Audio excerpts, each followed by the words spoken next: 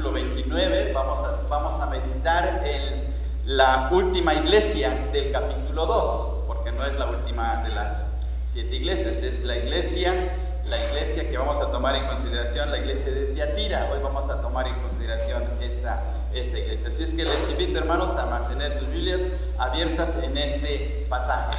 Apocalipsis 2, los versículos del 18 hasta el 29. En un momentito vamos a leer el pasaje de la palabra de nuestro Dios.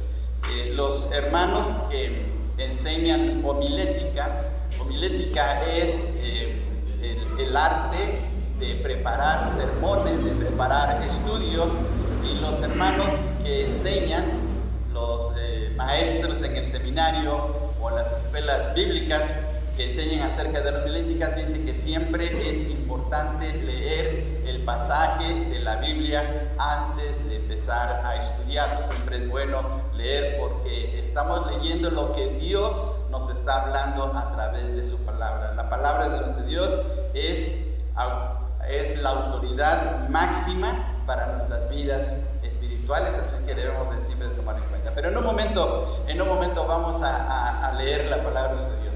Bien, hemos visto ya 3 iglesias. Hemos visto la iglesia de Éfeso, hemos visto la iglesia de Esmirna, hemos visto la iglesia de Pérgamo. El Señor Jesucristo está hablando a las iglesias.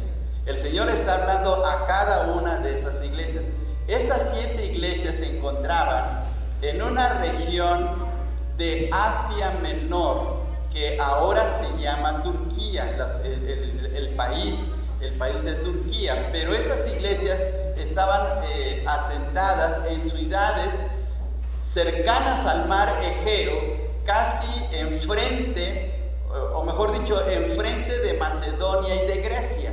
Si usted tiene un mapa, ahí en sus Biblias, en la parte de atrás aparecen mapas, y usted puede ver dónde está Asia Menor, y del otro lado está Grecia, está Macedonia. Esas regiones fueron parte del ministerio del apóstol Pablo. El apóstol Pablo llegó a Asia Menor para predicar el evangelio.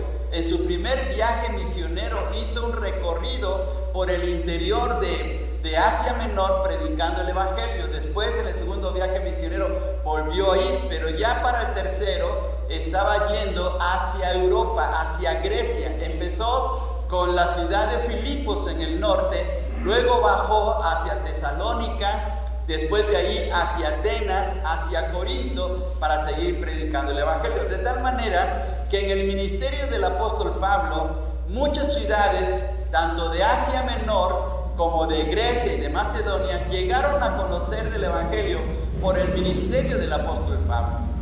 Más o menos por los años 60 a los años 66, 64, más o menos por ahí, el apóstol Pablo había estado predicando. Ya para el año 64 en realidad había estado en Roma, ahí donde se lleva a cabo su ejecución. Sin embargo, el evangelio estaba creciendo, el cristianismo estaba creciendo. Ya para el año 96, cuando se escribe el libro de Apocalipsis, ya muchas ciudades conocían de la palabra de Dios, había iglesias, y precisamente el Señor Jesús, utilizando al apóstol Juan, lleva o envía el mensaje a 7 iglesias que están en Asia Menor. ¿Cuáles son estas 7 iglesias? La iglesia de Éfeso, la iglesia de Esmirna, la iglesia de Pérgamo, la iglesia de Tiatira, Sardis, Filadelfia y Laodicea. ¿Puede recordar estas 7 iglesias? A ver, quiero que ustedes las digan. Yo ya se los dije. Ahora ustedes digan. A ver, primera iglesia, Éfeso, Esmirna, Pérgamo, Tiatira, Sardis, Filadelfia y Laodicea. ¿Verdad que es bien bonito escuchar? Muy bien. Entonces ahora tienen ustedes también que aprender, hermano. Bien, entonces el Señor Jesús está enviando un mensaje a cada iglesia. Estas iglesias, cada una tiene su particularidad, tiene sus diferentes problemas, pero también tiene sus virtudes. Hay cosas buenas en las iglesias, pero también hay ciertas cosas que hay que corregirse. Y es lo que está haciendo el Señor a través de enviar el mensaje por medio de cartas a través del apóstol Juan. Algunos han mencionado, y ya lo dijimos anteriormente, algunos han mencionado que cada iglesia representa una época del cristianismo.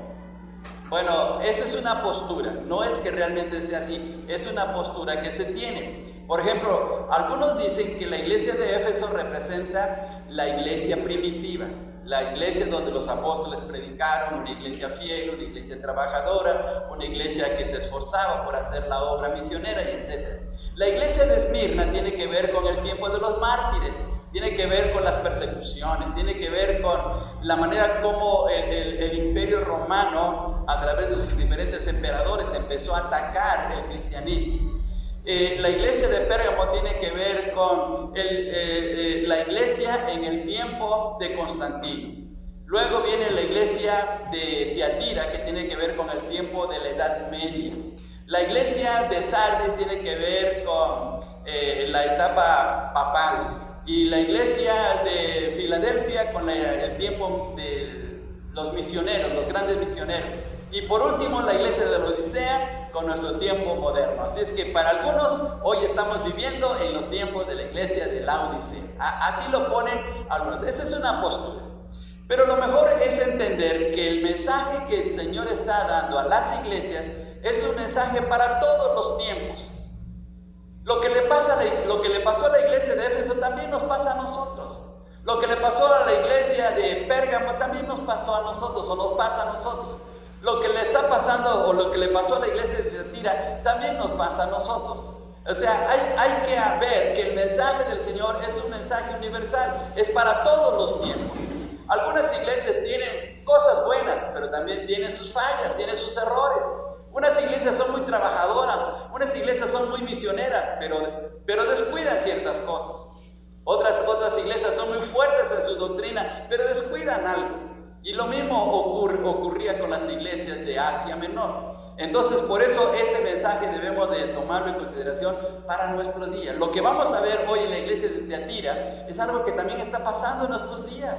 Y nos está afectando también a nosotros como iglesia local. Y debemos de tomarlo en consideración. Entonces, hay que tomar en cuenta en la manera como el Señor Jesús está hablando a estas iglesias. Bien, ahora les invito, hermanos, ahí en sus lugares vamos a hacer esto. Vamos a leer en forma alternada, pero vamos a hacer dos grupos. Las hermanas van a empezar a leer el versículo 18, nosotros los varones en el 19, nos vamos a ir alternando y cuando lleguemos al versículo 29 nos unimos todos. Entonces van a comenzar, hermanas, versículo 18.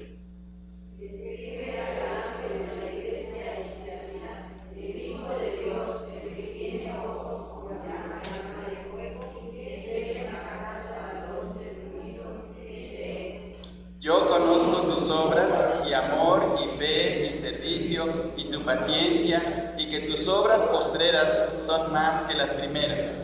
Pero tengo unas pocas cosas contra ti, que toleras de esa mujer Jezabel, que se dice profetiza y que enseña y seduce a fieles a fornicar y a comer cosas sacrificadas a los ídolos. Y le he dado tiempo para que se arrepienta, pero no quiere arrepentirse de su fornicación. He aquí yo la pongo en cama y en gran tribulación a los que con ella anhelan, si no se arrepienten de las obras de ella. Y a sus hijos seguiré de muerte, y todas las iglesias sabrán que yo soy el que escudriña la mente y el corazón, y os daré a cada uno según vuestras obras. Pero a vosotros y a los demás que están en Tiatira, a cuantos no tienen esta doctrina y no han conocido lo que ellos llaman las profundidades de Satanás, yo os digo, no os impondréis otra carga. Pero lo que tenéis, retenerlo hasta que yo venga. Hasta que hiciere guardar en sus obras aquí, yo le daré autoridad sobre las naciones. Y la regirán con vara de hierro y serán quebradas como vaso de alfarero, como yo también la he recibido de mi Padre. Y le daré la estrella de la mañana. El que tiene oído, oiga lo que el Espíritu dice a las iglesias. Bien, vamos a orar, hermanos, y vamos a pedir al Señor de su ayuda. Vamos Ahora, Padre, muchas gracias. Gracias por tu bendita palabra. Gracias por el mensaje que tienes para nuestras vidas. Gracias por lo que estás haciendo en cada uno de nosotros. Gracias por tus múltiples bendiciones, pero en especial gracias por la obra de nuestro Señor Jesucristo. Por medio de Él es que nos acercamos, como vimos en tu palabra en esta mañana, podemos acercarnos con plena confianza. Podemos acercarnos delante de ti, saber que tú nos escuchas y que tú vas a estar actuando en nuestras vidas. Señor, te amamos, te adoramos porque eres nuestro Dios. En Cristo Jesús, amén. Bien, hermanos, el mensaje de la iglesia de Éfeso fue un mensaje a la indiferencia, porque el Señor le dice a la iglesia de Éfeso, a la iglesia de Éfeso le dice: tengo algo contra ti, que has dejado tu primer amor. Entonces, un mensaje a la indiferencia. Eran muy trabajadores, hacían muchas cosas, hacían trabajos fuertes, rechazaban a aquellos que iban en contra de la doctrina, pero se habían enfriado en su amor con el Señor. Entonces, un mensaje a la indiferencia. En el caso de Esmirna, es un mensaje a la perseverancia, porque esta iglesia iba a pasar 10 persecuciones. Y algunos iban a ir a la cárcel e incluso iban a ser maltratados, pero el Señor le dice: sé fiel hasta la muerte y yo te daré la corona de la vida. De tal manera que el mensaje que el Señor Jesús les está dando es el mensaje a perseverar a pesar de las situaciones difíciles. El mensaje de Pérgamo es el mensaje a la complicidad. Ahí dentro de la iglesia había un grupo de falsos creyentes que estaban llevando a la iglesia a cometer cosas indebidas. Recuerdan ustedes que más bien había dos grupos: aquellos que seguían la enseñanza de Balaam y aquellos que eran los nicolaitas también, que aparecen nuevamente en la iglesia de Pérgamo. Entonces había dos grupos que estaban llevando a la iglesia por un camino errado. Entonces ahí era el mensaje a la complicidad, porque la iglesia estaba participando de ese tipo de enseñanzas totalmente contrarias a lo que Dios, a lo que el Señor Jesús había enseñado. Y lo que vamos a ver ahora en la iglesia de Tiatira, lo que acabamos de leer, es un mensaje a la tolerancia. ¿De dónde sacamos la situación de la tolerancia? Por favor, veamos lo que dice en el versículo 20. Versículo 20. Pero tengo unas pocas cosas contra ti, que toleras ¿a quién?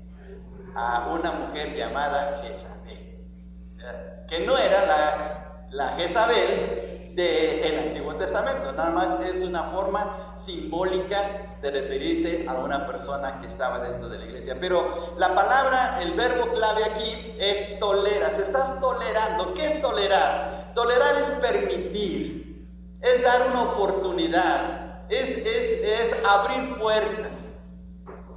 Y lo que estaba haciendo la iglesia de Tiatira es que le estaba dando la oportunidad a esta persona, ahorita vamos a entrar de lleno más acerca de ella, pero le estaba dando la oportunidad de ir sembrando, ir introduciendo una enseñanza totalmente contraria a la voluntad de Dios, a su palabra, y que estaba destruyendo la vida espiritual de los creyentes.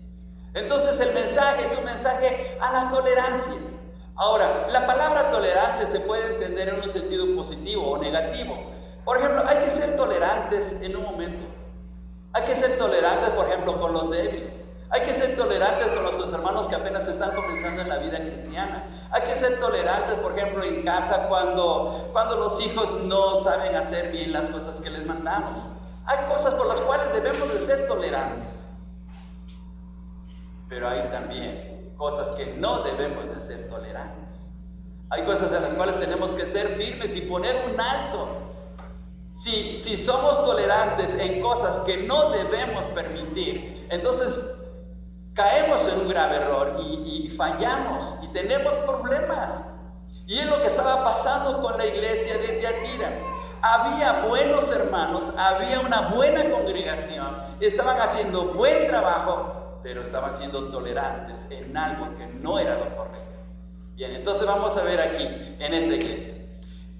En cada una de las iglesias, hermanos, la estructura del mensaje del Señor es muy sencilla, Fíjense bien. En cada una de las iglesias, primeramente lo que hace el Señor es presentarse. Se presenta de una manera y por una razón muy especial. Cada vez que se presenta el Señor, ya sea la iglesia de Éfeso, de Esmirna, Pérgamo, Tiatira, Sardis, Filadelfia o la que sea, se presenta de una manera porque tiene que ver con el asunto de la iglesia, tiene que ver con el problema que hay dentro de la iglesia. En este caso, el Señor se presenta, fíjense bien hermanos, en el versículo 18, la presentación del Señor Jesús dice: escribe al ángel de la iglesia de Tiatira, el Hijo de Dios. Fíjense bien ese título, el Hijo de Dios. Es la única vez que se menciona el Hijo de Dios en el libro de Apocalipsis y especialmente en las iglesias. ¿Por qué se menciona como Hijo de Dios al Señor? ¿Por qué se presenta de esa manera? Hoy te lo vamos a ver, pero se presenta de esa manera. Entonces, lo primero que hace el Señor Jesús es presentarse a su iglesia. En segundo lugar, dice palabras de ánimo, palabras de aprobación. Da palabras de aprobación. Yo conozco tus obras, que tienes amor, que tienes fe, que perseveras, etc. Entonces da palabras de aprobación. Primero, palabras de presentación. Segundo, palabras de aprobación. Ahora, en tercer lugar, vienen las palabras de amonestación. Cuando el Señor dice: pero tengo contra ti, y entonces les va a hacer ver qué problema tienen. Entonces son palabras de amonestación. En tercer lugar, vienen palabras de reconocimiento. Les reconoce a veces lo que están haciendo bien. Y por último, les anima, palabras de motivación. Les motiva a buscarle, a poder hacer bien las cosas, a volver al camino, a arrepentirse, a estar en comunión con el Señor, y Él les va a premiar. Siempre termina de esa manera. Entonces, fíjense bien, ¿puedes recordar? Número 1, palabras de presentación. Número 2, palabras de aprobación. Número 3, palabras de amonestación. Número 4, palabras de reconocimiento. Y número 5, palabras de motivación. Número 1, palabras de presentación. Número 2, palabras de aprobación. Número 3, de amonestación. Número 4, de reconocimiento. Número 5, de motivación. Muy bien, así es, de motivación. Bien, entonces fíjense bien, así está la estructura. Si ustedes leen cada uno de los mensajes de cada iglesia, se va a encontrar con esto. Ahora vamos a empezar. Vamos a ver de qué manera se presenta el Señor Jesús a la iglesia de Tiatira. Antes de ver eso, la iglesia de Tiatira era la más pequeña de las iglesias y de la menor importancia de entre las 7.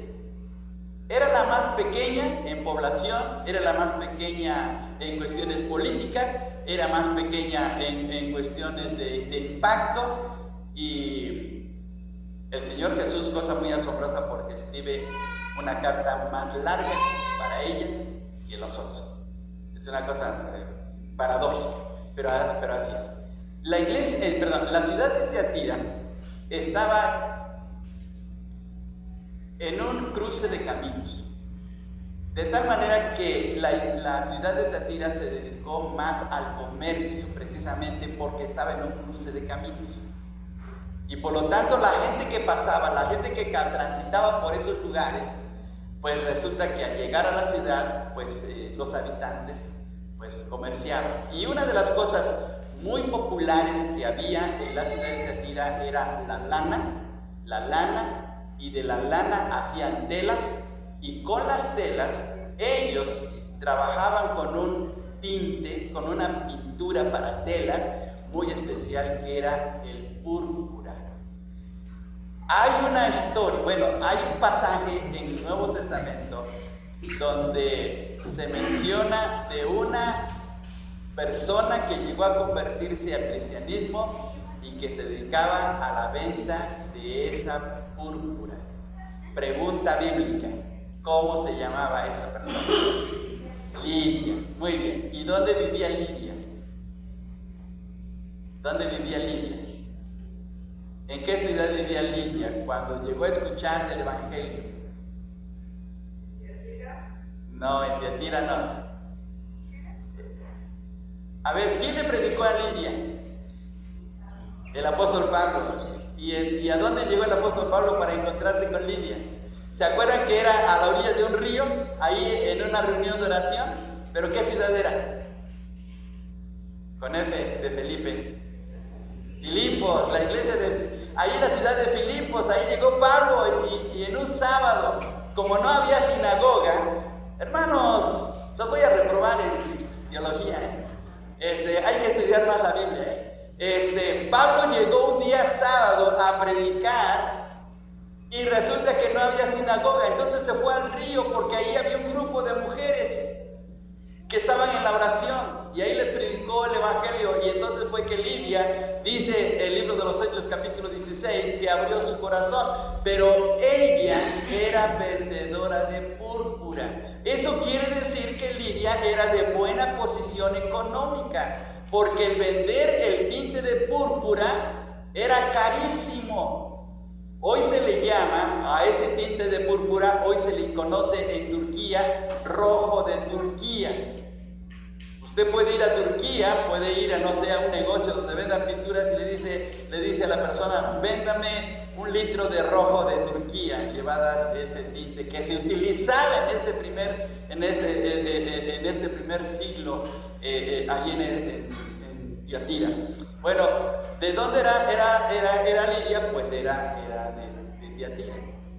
Y ella se dedicaba precisamente a eso. Entonces, la ciudad era muy importante por el hecho de que ahí se vendía la lana, se vendían telas y ahí se teñían con ese tinte que era muy especial y era costoso. Una cosa más que había en esta ciudad. En la ciudad de Tiatira, los trabajadores, los artesanos, se unían en gremios o en sindicatos. Si usted, por decir así, llegaba a la ciudad de Tiatira y era carpintero, usted no podía abrir nada más así porque sí su carpintería, no podía abrir así ese negocio. Primero tenía que afiliarse al gremio de los carpinteros, al sindicato de los carpinteros, para poder trabajar. Si usted era albañil y quería trabajar en Tiatira, tenía que ir al sindicato de los albañiles y decirles que quería participar y bueno, tenía que unirse. No podía trabajar así, ¿sí? No podía trabajar así usted por su cuenta. Había grupos de los que trabajaban con las telas, los telares, los albañiles, los carpinteros, los que producían el tinte de la púrpura, y todos estaban reunidos o estaban unidos de esa manera. Pero aquí viene un detalle. Todos los gremios, todos los sindicatos tenían un santo patrón, tenían un dios que era el dios que ellos adoraban. Por ejemplo, el grupo de los carpinteros, el sindicato de los carpinteros tenía su propio dios. El de los albañiles tenía su dios. El de los herreros tenía su dios. De tal manera que si usted quería trabajar, tenía que meterse primero al sindicato y en segundo lugar estaba obligado a poder adorar al Dios que tenía en ese sindicato. De tal manera que para un cristiano le era difícil llevar a cabo su trabajo porque no era partícipe de la idolatría. Entonces esa era una situación muy complicada. Fíjese bien qué situación vivían los creyentes, los cristianos para ese tiempo. Hoy no hay ningún problema. Usted puede poner su puesto de cualquier cosa que quiera vender en algún lugar, o puede poner un negocio y no necesariamente necesita afiliarse a un sindicato, ¿verdad? Usted lo puede hacer solo, pero no en la no en la ciudad de Tiatira. Ahí estaba prohibido y era mal visto, de tal manera que era una situación complicada. Ahora, en cuestiones de adoración, toda la ciudad tenía 2 dioses principales. Cada sindicato tenía su propio dios, pero toda la ciudad tenía 2 dioses principales. El primer dios a los cuales ellos adoraban era el emperador. Para ese tiempo ya se había hecho muy popular la adoración al emperador. Y el segundo dios que ellos tenían se llamaba Apolos. Apolos, que era el hijo de Zeus. El dios Apolos era muy importante para los de Tiatira. De tal manera, y ahí es aquí donde entonces entra el versículo 18, dice el Señor, dice en el versículo 18, escribe al ángel de la iglesia de Tiatira, el Hijo de Dios. ¿Por qué se presenta el Señor como el Hijo de Dios? Porque los de Tiatira creían que Apolos era el Dios hijo de Zeus. Y el Señor está diciendo, ese ídolo, ese Apolos no es nada. El verdadero Hijo de Dios soy yo. Y se lo estaba diciendo a los hermanos de la iglesia de Tiatira. Así es que el único que debería recibir adoración es el Señor Jesucristo, porque es el verdadero Hijo de Dios. No hay otro más. Por eso es que se presenta de esta manera. Claro que para el cristiano eso lo ponía en un serio aprieto, porque en la sociedad, ¿cómo iba a poder trabajar? Él tenía que reconocer, en primer lugar, el Dios de su sindicato. Y en segundo lugar, tenía que adorar al emperador y adorar a Apolos. Al no hacerlo, ¿qué crees que pasaba? Era marginado. ¿Podía encontrar trabajo fácilmente? Claro que no. Le era difícil. Le era sumamente difícil. ¿Cómo le hacía? ¿Quién sabe? Pero le era muy difícil. Pero el Señor Jesús se presenta de esta manera y les hace ver que Él es el Hijo de Dios. Pero aquí viene una cosa más todavía. Veamos en el versículo 18, dice, el Hijo de Dios, el que tiene ojos como llama de fuego y pies semejantes al bronce bruñido, dice esto. El Señor se presenta con ojos como llama de fuego. Los ojos del Señor están observando todo el mundo. Habla acerca de su omnisciencia. Él conoce perfectamente todo. Pero con llama de fuego quiere decir que tiene una mirada penetrante que llega hasta el corazón. Él conoce a cada persona. Él sabe quiénes somos. Nadie puede engañar ni nadie puede falsear ante Dios, porque Él nos conoce perfectamente. Nosotros en este momento podemos darnos aquí darnos la importancia de ser buenos creyentes, pero el Señor conoce nuestro corazón. Él sabe perfectamente lo que hay dentro de nuestra propia vida. No lo podemos engañar, porque sus ojos penetran profundamente hasta lo más de nuestro corazón. Así es que miren así es que el Señor conocía perfectamente a los habitantes de Tiatira, conocía la iglesia porque Él la estaba observando. Y dice que tenía pies semejantes al bronce bruñido. Estas referencias que menciona aquí el Señor Jesús están relacionadas con la manera como se presenta ante el apóstol Juan en el capítulo 1. Por favor, veamos los versículos 14 y 15. 14 y 15 del capítulo 1. Su cabeza y sus cabellos eran blancos como blanca lana, como nieve, y sus ojos, fíjense bien, sus ojos como llamas de fuego, y sus pies semejantes al bronce bruñido, refulgente como en un horno, y su voz como estruendo de muchas aguas. Aquí están las dos características que menciona aquí el Señor Jesús en el versículo 18 del capítulo 2. Sus pies de bronce bruñido indican que Él es el soberano. Él es el que tiene el control de todas las cosas, porque Él es el que pone los pies sobre el mundo como el dueño y Señor de todas las cosas. Así es que, eso le hace ver a la iglesia. Ahora, estas son palabras de ánimo. En esta presentación, el Señor les hace ver, miren, la gente dice que Apolos es el hijo de Dios, es el Dios del Dios Zeus. Pero no significa absolutamente nada. El verdadero Dios soy yo soy el Hijo de Dios, confíen en mí, sigan mi camino, sigan en la fe, permanezcan firmes. Y les está dando palabras de ánimo, no tanto es para hacerles sentir mal, sino para animarles de saber que en quien han creído realmente es el verdadero Dios quien les ha salvado. Así que, qué bendición tan grande. Y ahora vienen las palabras de ánimo, fíjense bien, las palabras de aprobación, Versículo 13, vamos a leer todos juntos, versículo 19, por favor. El 19, todos juntos. Yo conozco tus obras, y amor, y fe, y servicio, y tu paciencia, y que tus obras postreras son más que las primeras. Fijémonos, hermanos. El Señor conocía sus obras, número 1, amor, número 2, fe, número 3, servicio, número 4, número 5, paciencia. Era una iglesia paciente, era una iglesia de servicio, era una iglesia de fe, era una iglesia de amor y era una iglesia de buenas obras. Era una iglesia trabajadora, era una buena iglesia. De seguro que si hubiéramos llegado a la iglesia de Tiatira, nos hubiera encantado, nos hubiera gustado, porque hubiéramos encontrado hermanos de veras consagrados, hermanos entregados, hermanos dispuestos a servir al Señor de la manera correcta. 5 cosas. A ver, vamos a repetir las 5 cosas. Obras, amor, fe, servicio y paciencia.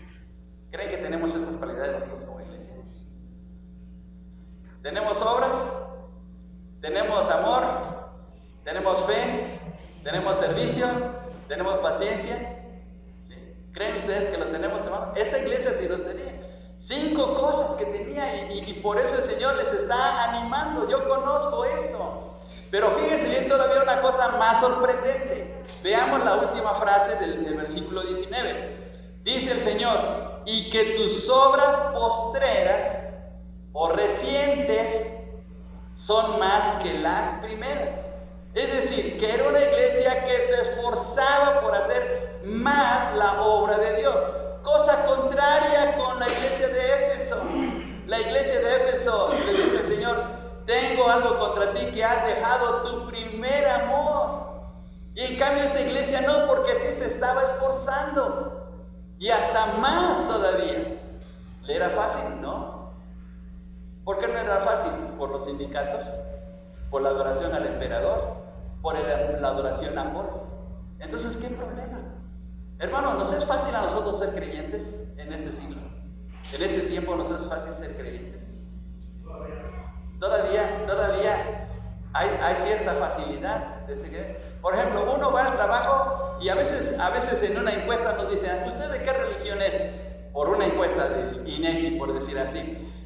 Y decimos, bueno, yo soy cristiano, pero tenemos problemas. No. Cuando pasan a hacer el censo y nos preguntan, ¿y aquí en esta familia cuál es su creencia? Bueno, nosotros somos cristianos, somos bautistas, etcétera, somos evangélicos, etcétera, y no tenemos problemas. Pero imagínense que tuviéramos problemas, hermanos. Imagínense que al decir que somos cristianos, va a decir, bueno, pues entonces está cerrada la escuela para usted no puede enviar a sus niños a su escuela, no hay universidades para sus muchachos, usted no puede ir al trabajo porque antes tiene que ir a un sindicato para poder afiliarse, adorar a su Dios, para que de esta manera tenga la oportunidad de llevar a cabo su vida. Sería un problema, hermano, sería un problema para nosotros. Fíjense bien qué situación tan crítica vivían los hermanos de Tiatira.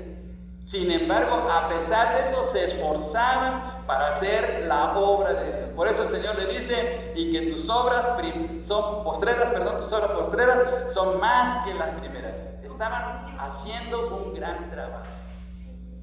Tuvimos la oportunidad de compartir el Evangelio en esta semana.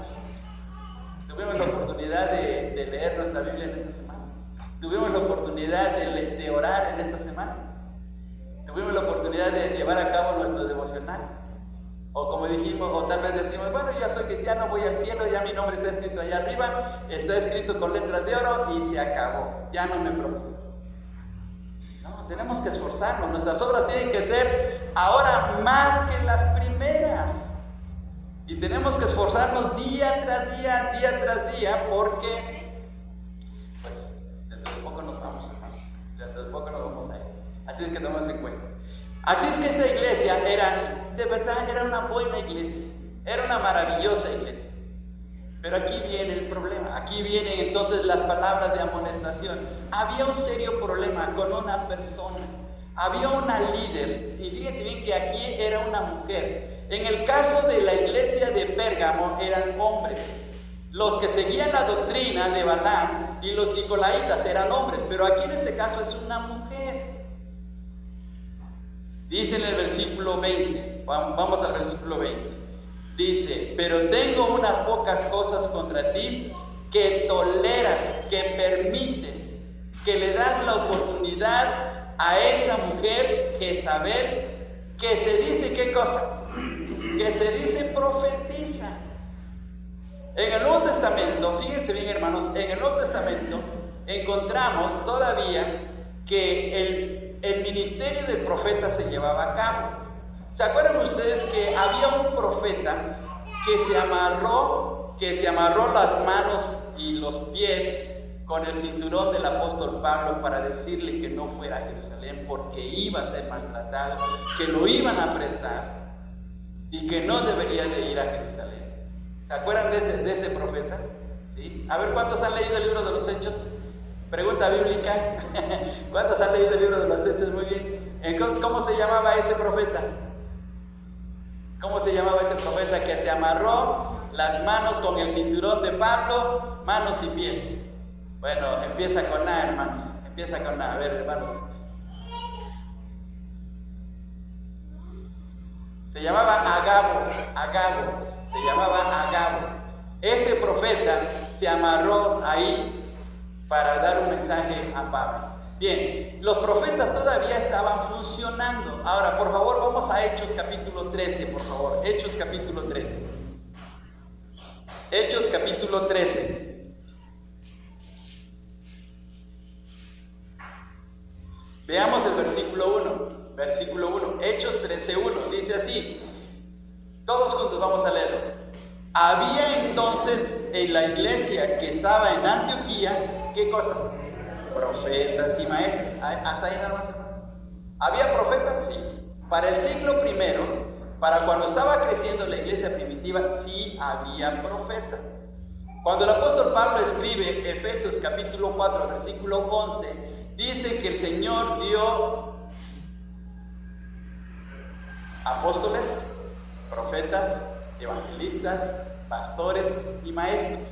Entonces, para ese tiempo sí había profetas y también había profetisas. Una pregunta bíblica más. Hoy va a ser de muchas preguntas contra ustedes. Había un cristiano en la iglesia de Jerusalén que tenía 4 hijas y que profetizaban. ¿Quién era ese cristiano? ¿Quién era ese cristiano? Es más, les voy a dar un tip. Era un diácono de la iglesia. Era un diácono de la iglesia de Jerusalén. Tenía 4 hijas y las 4 hijas profetizaban. Él vivía en Cesarea de Filipo y cuando el apóstol Pablo llegó a su casa, esas 4 muchachas profetizaban. Y no había ningún problema, en ese momento no había ningún problema. Pero ¿quién era ese cristiano? ¿Quién era ese diácono? Bueno, se los voy a decir, Felipe tenía 4 hijas, ¿sí? Entonces, el ministerio de profeta todavía se ejercía en el tiempo de la iglesia primitiva. ¿Cuándo se termina el mensaje, o mejor dicho, cuándo se termina el ministerio del profeta? Cuando se termina el libro de Apocalipsis, porque ya la profecía está cumplida, ya no hay más que mencionar. Ahora, en un sentido profético, vamos a usar esa palabra, se puede decir que la predicación es parecida al mensaje que daban los profetas. La predicación, los predicadores, pero no profetas como en el sentido del Antiguo y del Nuevo Testamento. Ya no. Ya no tenemos profetas ni tenemos profetisas. En ese tiempo sí. Ya no es porque ya no hay revelaciones, exactamente. Pero esta señora, vamos a utilizar esa palabra, esta señora que estaba en la iglesia de Tiatira, ella se hacía pasar por profetisa. Y de seguro que era muy influyente. De seguro que era una persona muy conocida dentro de la iglesia, de tal manera que la iglesia le daba la oportunidad de llevar a cabo pues lo que ella pensaba que estaba bien. Fijémonos en el versículo, vamos al versículo 20, otra vez. Dice el versículo 20, pero tengo unas pocas cosas contra ti, que toleras que esa mujer Jezabel, que se dice profetiza, enseñe y seduzca a mis siervos. ¿Quiénes son los siervos? ¿A quién se está refiriendo el Señor Jesús cuando dice a mis siervos? Pastores, diáconos y aquellos hermanos que eran líderes dentro de la iglesia. ¿Puede una hermana influir en nuestras vidas? Sí, claro que sí. Hay hermanas que son muy persuasivas y de seguro que ha de haber empezado bien esta persona. Ha de haber empezado, como decimos nosotros, con el pie derecho, porque se ha de haber ganado la confianza de la iglesia. De tal manera que cuando ella ya tenía cierto control dentro de la iglesia, cuando ya los hermanos la habían reconocido, pues empezó a introducir una enseñanza totalmente contraria. ¿Por qué le llama el Señor Jesús Jezabel? No es que era la Jezabel del Antiguo Testamento. Jezabel del Antiguo Testamento estaba casada con un rey que fue el más malo de todos los reyes de Israel. ¿Cómo se llamaba? Acab. Muy bien, punto bueno, hermano José Miguel. Acab se casó con Jezabel y Jezabel no era israelita. Jezabel era pagana. Y vamos a verlo en Primera de Reyes, por favor, Primera de Reyes 16, 29 al 34. Fíjense bien, hermano, lo que sucedió. Primera de Reyes, capítulo 16, versículos del 29 al 34. ¿Sí sabemos dónde está Primera de Reyes, hermanos? No vaya a suceder que lo anden buscando entre Malaquías y Mateo, hermanos. Primera de Reyes 16, del 29 al 34. Fijémonos lo que dice aquí el pasaje, por favor. Fijémonos lo que dice el texto. Comenzó a reinar Acab, hijo de Omri, sobre Israel el año 38 de Asa, rey de Judá. Y reinó Acab, hijo de Omri, sobre Israel en Samaria 22 años. Y Acab, hijo de Omri, hizo lo malo ante los ojos de Jehová, más que todos los que reinaron antes que él, porque le fue ligera cosa andar en los pecados de Jeroboam, hijo de Nabat, y tomó por mujer ¿a quién? A Jezabel. Ahora, ¿de quién era hija Jezabel? Ahí lo dice, ¿de quién era hija? De Ed-Baal. ¿Y quién era Ed-Baal? Rey de los sidonios. ¿Y a quiénes adoraban los sidonios? Ahí lo dice, fue y sirvió a Baal y lo adoró. Es correcto que un creyente o una creyente, es decir, un cristiano, un joven cristiano, una joven cristiana, se case con el inconverso.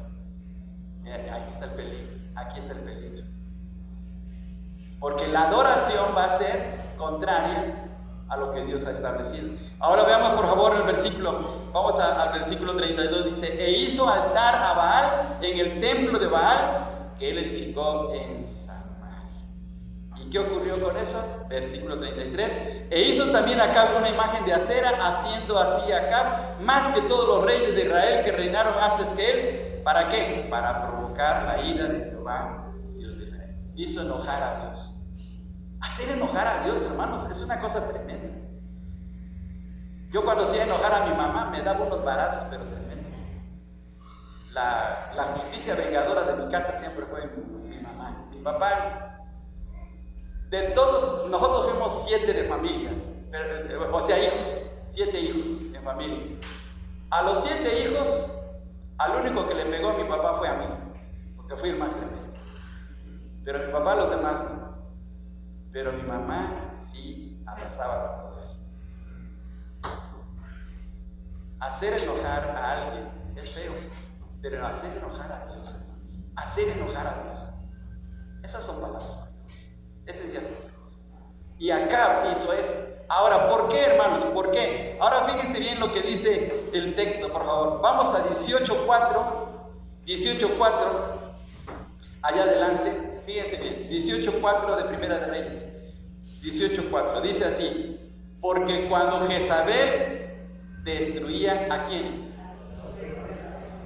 Fíjense bien, ¿qué clase de mujer era? Estaba destruyendo. ¿Qué significa destruir? Estaba matando, estaba asesinando a los profetas del Señor. O sea que era una persona, pero mala con ganas, mala pero mala, ¿sí? Y todavía una cosa que les va a sorprender. Vamos al 21:25. 21:25, allá adelante. Primera de 21:25. A ver, lo leemos todos juntos, hermanos. Todos juntos. 21:25. Dice así: a la verdad, ninguno fue como Acab, que se vendió para hacer lo malo ante los ojos de Jehová, porque Jezabel, su mujer, lo incita. Lo incita. Si Acab decía, voy a ir a adorar al Señor ahora al templo. No, ¿qué? Te vas al templo de Baal, porque ese es mi Dios. Es que no vayas para allá. Pero es que yo soy israelita. ¿Te me ajustas o vas a comer con el perro? Y lo ponía quieto. Y se vi qué tremenda era esa. A ver, ¿quién manda en la casa, hermanos? Un día, un niño aquí en la iglesia, se acercó, estaba yo aquí adelante. Y dice, oiga, pastor, dice, ¿quién manda en la casa? Digo, ¿por qué me preguntas? No, nomás quiero saber quién manda en la casa. Ya me imaginé que estaba pasando, hermanos. ¿Quién estaba mandando en la casa? Pues la mamá. Pero ¿quién debe de mandar en la casa según la Biblia? ¿Sí? ¿De verdad, hermanos? De verdad, porque a lo mejor no va a haber comida al ratito. Al llegar a casa van a decir, sí, a ver, lo dijiste allá en la iglesia, pues ahora vas a la cocina y tú te preparas. Y calientas tus tortillas y ya tu sopa y lo que sea, pero ahora ya no te hago nada. Cuidado, También pueden ayudar, sí. Ayudar a sacar. Bueno, ya no digo más, ya no me meto en problemas. Lo bueno es que la hermana Mari ya está allá arriba. Gracias. Bien, veamos qué clase de mujer era Jezabel. Bueno, ¿por qué compara el Señor Jesús a la reina Jezabel con la persona que estaba, con la señora que estaba? Digo señora porque no era hermana. Si hubiera sido hermano no hubiera hecho estas cosas. Pero estaba actuando de una manera incorrecta, introduciendo una enseñanza totalmente contraria. ¿Qué es lo que estaba haciendo? Regresemos a Apocalipsis, ya vamos a terminar, hermanos. Capítulo 2. Fíjense bien, hermanos, dice en el versículo 20: enseñe y seduzca a mis siervos a fornicar y a comer cosas sacrificadas a los ídolos. Ahora, ¿qué significa esto? Volvemos otra vez al asunto de la ciudad. La ciudad tenía sindicatos. Cada sindicato tenía su propio ídolo. Los que eran los miembros de ese sindicato tenían que celebrar la fiesta del santo patrón, voy a utilizar ese término. Y cuando se llevaba a cabo la adoración, había una fiesta. Pero esas fiestas terminaban en orgías, porque así era en ese tiempo. Oye, sí, porque hoy se celebran fiestas y se hace un desastre. Y lo que hacía Jezabel es que decía, no es malo, es más, usted necesita comer, usted necesita llevar el alimento a su casa. El que trabaja no come. ¿No dice así la Biblia? ¿No dice así las cartas de Pablo? El que no trabaja no come.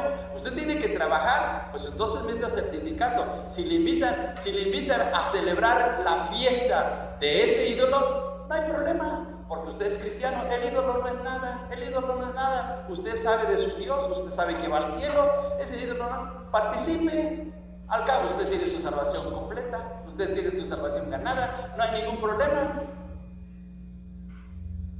Y entonces se la creía y participaba, y a la hora de hacerlo, pues se corrompía su vida espiritual. Además había una corriente en ese tiempo que se llamaba el docetismo, porque en el docetismo decía, el cuerpo es malo, de por sí es malo, lo importante es el espíritu. Por eso nos vamos a ir al cielo por nuestro espíritu. El cuerpo no, el cuerpo se va a quedar, el cuerpo es malo. Y entonces Jezabel les decía, así es que no hay ningún problema. Y de esa manera los seducía, es decir, les hacía caer en esa trampa. Es una trampa teológica, bíblica, y entonces la iglesia se estaba corrompiendo en su vida moral. Es como hay creyentes, fíjense bien, hay creyentes que se toman su copita y dicen, pues es que una no es ninguna. Además el doctor así lo dice, es un aperitivo, una cervecita, pues no es problema porque es alimento. Bueno, ¿por qué no se toma entonces pastillas de levadura de cerveza? ¿Por qué tiene que ser el líquido? Pero dicen, es que una no afecta, ¿sí? No me voy a emborrachar con una cerveza. Pues tiene razón, no se va a emborrachar, pero es lo correcto. Hay quienes todavía, un cigarrito, no me estoy drogando, es un cigarrito de vez en cuando estoy preocupado, cuando tengo cierta ansiedad, pero uno nada más, ¿sí? ¿Qué es nuestro cuerpo? Es el templo del Espíritu de Dios. Se cuenta la historia que entre el Antiguo y el Nuevo Testamento hubo 400 años en donde Dios no se reveló, y entonces hubo problemas muy fuertes en Israel, en Palestina, bueno, en la tierra prometida, con los judíos. Hay una historia de un rey pagano que se llamaba Antíoco Epífanes. Es muy famosa su historia porque él invadió la ciudad de Jerusalén. Hizo una matanza tremenda de judíos, pero se metió hasta el templo, llegó hasta el lugar santísimo y sacrificó un cerdo. Sacrificó un cerdo para profanarlo. Si eso estaba mal y era diabólico, lo mismo es cuando afectamos el templo del Espíritu Santo, que es nuestro cuerpo. Pero Jezabel no le importaba. Lo quería ver tal vez de una manera más sociable que verlo desde el punto de vista espiritual. Y por eso el Señor le dice que debe de arrepentirse. Fíjense bien una cosa muy tremenda. El Señor le da la oportunidad de arrepentirse. Versículo 22 dice, he aquí, yo la arrojo en cama y en gran tribulación. Versículo 21. Y le he dado tiempo para que se arrepienta, pero miren lo que está sucediendo. Pero no quiere. El problema de muchos es que no quieren cambiar de forma de vida. Dios habla y Dios perdona y Dios llama para la restauración. El problema es que muchos no dicen, no, yo estoy bien así me la vivo. Pero es que te va a ir mejor, y ¿qué vas a hacer cuando estés allá delante del Señor? No, así estoy bien. Ya llegará el tiempo. A lo mejor sí me arrepiento, pero ahorita no. Fíjense bien, qué dureza de Jezabel. No quiere. Cuando el Señor dice que la va a arrojar en la cama, quiere decir que le va a traer una enfermedad, porque en el griego significa eso. Le va a traer una enfermedad tan tremenda que no se va a levantar. Y no solamente para ella, sino para todos sus seguidores. Para todos sus seguidores. Vean, fíjense bien, dice en el versículo 23, y a sus hijos heriré ¿de qué? De muerte. Y todas las iglesias sabrán que yo soy el que escudriña la mente y el corazón. Miren, a veces pensamos que podemos burlarnos de Dios, pero no. Allí en 1 Corintios capítulo 11, que habla acerca de la cena del Señor, dice que quienes tomen indebidamente sin discernir el cuerpo del Señor, juicio comen y beben para sí. Y dice el apóstol Pablo, por eso muchos están débiles otros están enfermos y muchos duermen. Es decir, que ya el Señor les quitó la vida para que aprendan a respetar lo que es la cena del Señor. Miren qué tremendo. Porque a veces se nos hace ligera la cosa de que decimos, hoy no tomo la cena. Nada. O, fíjense bien, hay una situación así media piadosa entre nosotros. Cuando decimos, es que en este momento no voy a tomar la cena porque yo sé que no estoy bien con el Señor. Bueno, si no está bien con el Señor, ¿por qué no se arrepiente? ¿Por qué no cambia de actitud? Pues el Señor le está dando la oportunidad, como en el caso de Jezabel, pero ahí está la dureza de corazón. Diciendo, hoy no voy a tomar la cena porque hoy me siento mal, sé que no estoy bien con el Señor. Bueno, ¿qué no tuvo tiempo para arreglar cuentas con Dios? Pero no lo quiere hacer. ¿Por qué? Porque hay dureza en su corazón. Que Dios nos ayude. Que Dios nos ayude porque la cosa se pone difícil. Y como dicen en la tele, este mensaje continuará. La próxima semana seguiremos con la iglesia desde aquí. Vamos a orar, vamos a ponernos de pie, hermanos, y vamos a orar. Hermano Luis, dirígenos en oración, por favor.